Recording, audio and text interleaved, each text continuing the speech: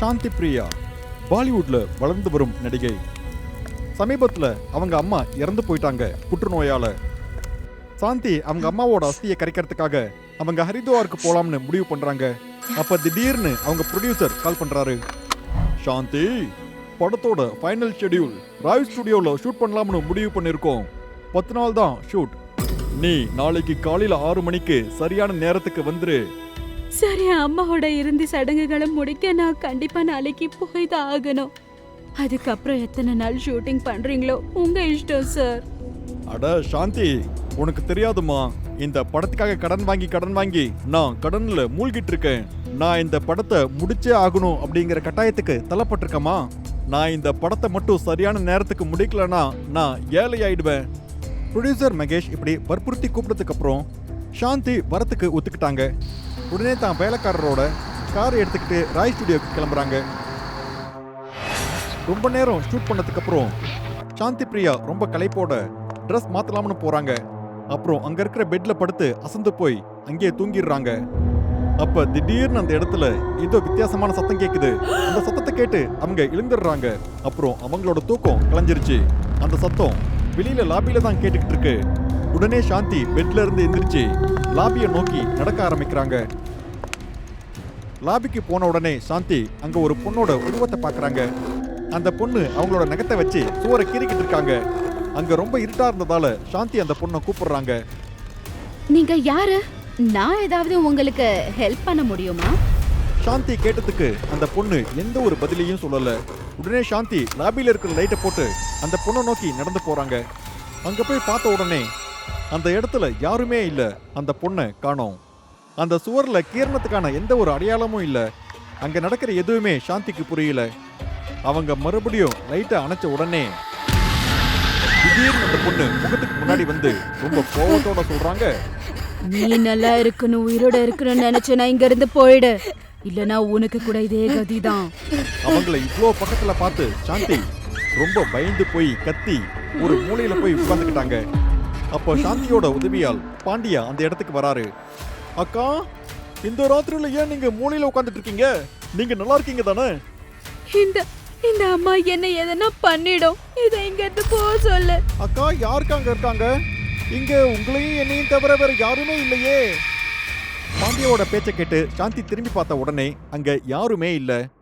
இங்க என்ன நடக்குது அப்படின்னு ஒண்ணுமே புரியாம சாந்தி அவங்க பெட்ரூமுக்கு எந்திரிச்சு போய் தூக்க மாத்திரையை போட்டு தூங்கிட்டாங்க.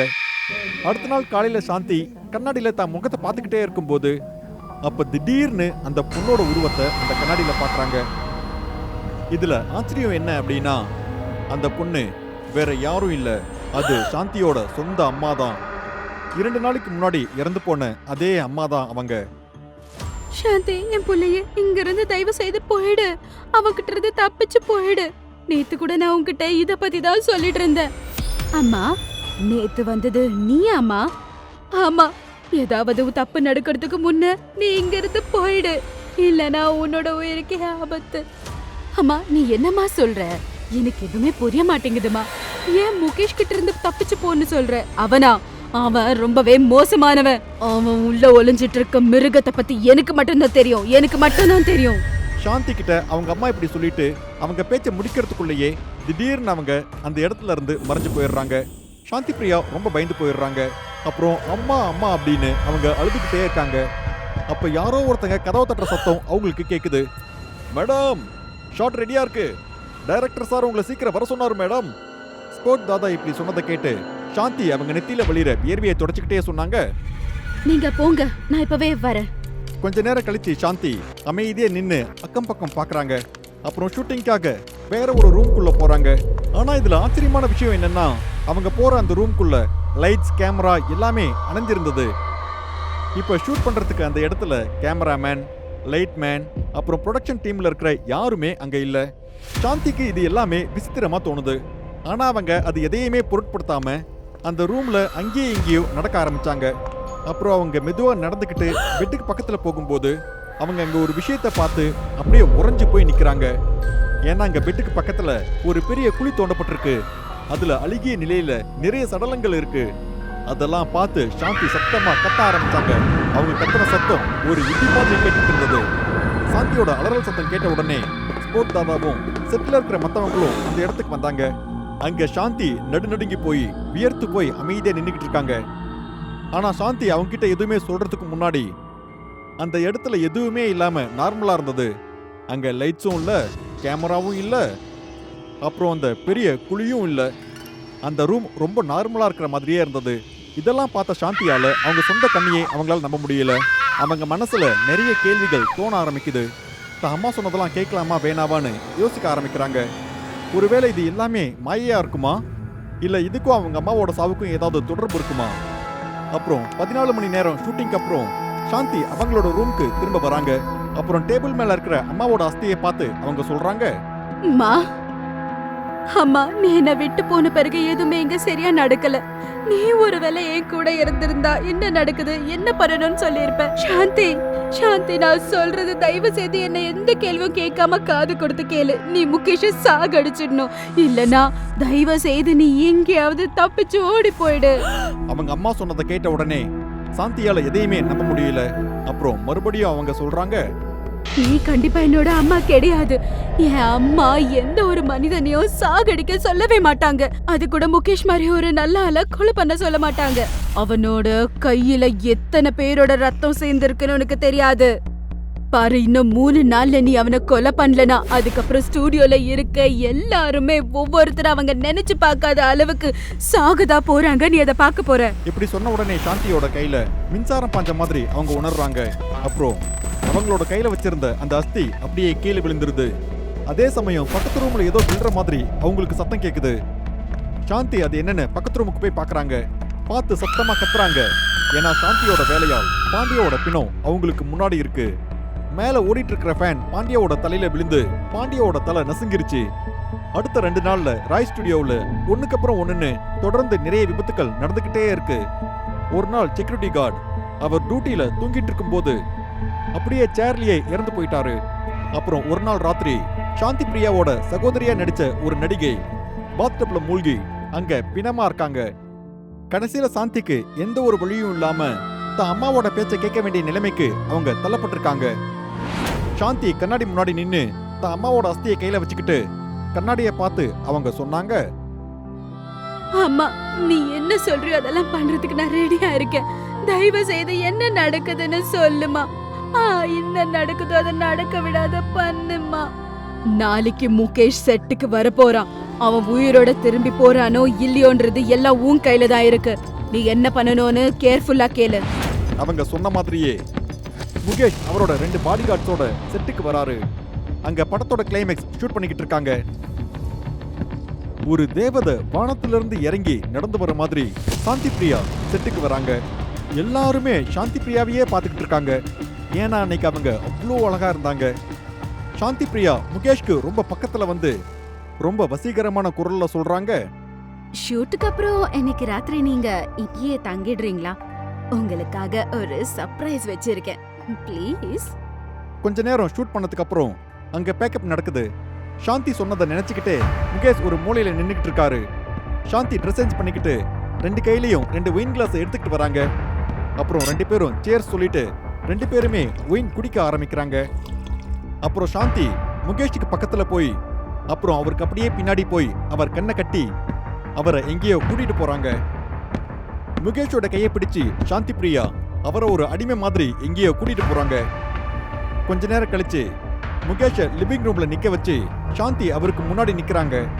அப்புறம் முகேஷ்க்கு அவங்க முத்தம் கொடுக்குறாங்க. அப்ப முகேஷ் சாந்தியோட கையை பிடிச்சிட்டு சொல்றாரு, சாந்தி, இன்னும் எவ்வளவு நேரம் காத்துட்டு இருக்கணும்?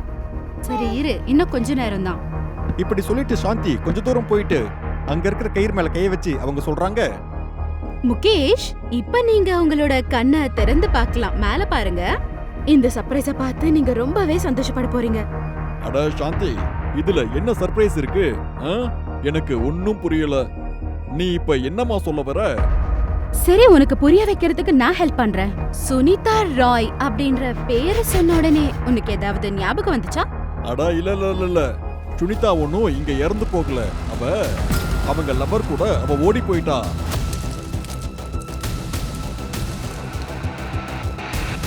என்ன நீ என்ன பண்ண?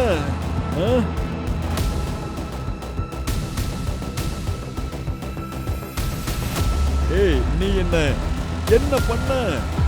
வேற எதுவும் இல்ல, உன்னோட வைன்ல கொஞ்சமா பாய்சன் மிக்ஸ் பண்ண, அதனால கொஞ்ச நேரத்திலேயே நீ இறந்துட்டு போற. ஆனா அந்த விஷத்தை எடுக்கக்கூடிய ஒரு மருந்து என்கிட்ட இருக்கு. உண்மைய சொன்னீனா அது உனக்கு கண்டிப்பா கொடுப்பேன். சரி சரி, என்ன என்ன சாக விட்டுறாத. அது நான் எல்லாத்தையுமே சொல்லிடுறேன். சுமார் 5 வருஷத்துக்கு முன்னாடி ராய் ஸ்டுடியோவை புதுப்பிக்க வேலை நடந்துகிட்டு இருந்தது. ஒரு நாள் ஒருத்தர் கீழே தோண்டும் போது அங்க அங்க ஒரு பொண்ணோட எலும்புக்கூடு கிடைச்சது. அது வேற யாரும் இல்ல, என் பொண்டாட்டி சுனிதா ராயோடது தான்.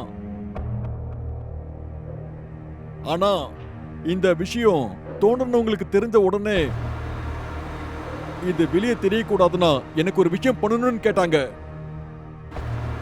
உன்னை வாய மூட சொல்லி யார் சொன்னது? சொல்லு. இந்த செய்தி வெளியே வரக்கூடாது அப்படின்னா நான் அவங்களுக்கு 4 மடங்கு சம்பளத்தை உயர்த்தி தரணும்னு அவங்க கேட்டாங்க. ஒருவேளை அப்படி பண்ணலனா இந்த ஸ்டுடியோவோட வாசல்ல போலீஸ் இருக்கும்னு சொன்னாங்க. இத கேட்டு நான் ரொம்ப ஷாக் ஆயிட்டேன். அது மட்டும் இல்லாம நான் அப்ப ரொம்ப கடன்ல இருந்தேன். எனக்கு வேற வழியே இல்ல. அப்போ அப்போ சோ அதனால நீ அவங்கள ஏமாத்திட்ட இல்லையா? கரெக்டா சொன்னனா? ஆனா இந்த கதை இங்க முடியாதுன்னு எனக்கு தெரியும். இன்னும் என்ன ஆச்சுன்னு எனக்கு சொல்லு. எல்லாம் எனக்கு உண்மை மட்டும் தான் சொல்லணும். அவன் என்ன பிளாக்மெயில் பண்ணிக்கிட்டே இருக்கும்போது நான் அந்த ஆளோட நெஞ்சிலிய குத்தி கொன்னுட்டேன். அவன் உடலை நான் புதைக்கலான்னு நினைக்கும் போது அங்க வந்த மத்த தொழிலாளர்கள் என்ன கையும் களவுமா பிடிச்சிட்டாங்க. அப்புறம் அவங்க என்ன ஆத்திரத்துல கொல்ல வந்தாங்க. அப்போ என் பாடி கார்ட்ஸ் 2 பேரும் அவங்கள துப்பாக்கியால சுட்டுட்டாங்க.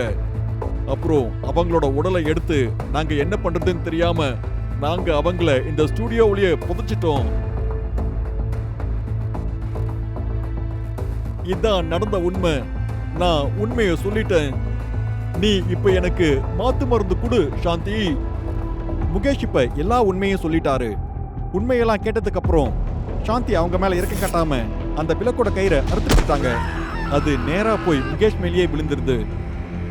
முகேஷ் அதே இடத்துல அப்படியே இறந்து போயிட்டாரு. அப்ப சாந்தியோட அம்மா அந்த இடத்துக்கு அழுதுகிட்டே சொல்றாங்க, என்னோட அன்பு மகளே, என்ன மன்னிச்சிடு. நான் உன்னொரு கொலகாரி ஆக்கிட்டேன். ஒருவேளை நான் உயிரோட இருந்திருந்தா நான் இதை பண்ணிருப்பேன். எனக்காக கிடையாது, உனக்காக கிடையாது, இந்த ஜனங்களுக்காக. இவன் ரொம்பவே மோசமானவன், தெரியும்ல. சாந்தியால அங்க நடக்கிற எதையுமே சரியா புரிஞ்சுக்க முடியல. அப்ப திடீர்னு அங்க நிலத்துல இருந்து நிறைய தொழிலாளர்களோட ஆத்மா அப்படியே மேல நின்னு சொல்லுது, என்ன மன்னிச்சிருமா. நாங்க பழி வாங்கறதுக்காக உன்னை ஒரு கருவியா நாங்க பயன்படுத்திக்கிட்டோம். ஆனா இப்ப நாங்க முக்தி அடைஞ்சிருவோம். இப்படி சொல்லி முடிச்ச உடனே சாந்தியோட அம்மாவோட ஆத்மாவும் தொழிலாளர்களோட ஆத்மாவும் மறைஞ்சிருது. இந்த விஷயம் தெரிஞ்சு போலீஸ் செட்டுக்கு வராங்க. அப்போ அந்த இடத்துல இருந்த சாந்தி பிரியாவை அவங்க கஸ்டடியில் எடுத்து விசாரிக்க ஆரம்பிக்கிறாங்க. அப்போ சாந்தி பிரியாவை கைது பண்ணி ப்ரொடியூசர் முகேஷ் ராயோட கொலைக்காக அவங்க கேஸ் ஃபைல் பண்றாங்க. அது மட்டும் இல்லாம நான் இந்த குற்றத்தை பண்ணலன்னு அவங்க நிரூபிக்க முடியாததால அவங்கள 7 வருஷம் ஜெயிலில் அடைச்சிடுறாங்க. இந்த கதை உங்களுக்கு பிடிச்சிருந்தா லைக் பண்ணுங்க, கமெண்ட் பண்ணுங்க, அப்புறம் ஷேர் பண்ணுங்க. ரெகுலர் அப்டேட்காக சேனலை சப்ஸ்கிரைப் பண்ணுங்க. நீங்களும் இந்த மாதிரியான பயங்கரமான கதையை எழுதுவீங்கன்னா ஸ்கிரீன்ல தெரியுற இந்த மெயில் அட்ரஸ்க்கு உங்க கதையை மெயில் பண்ணுங்க.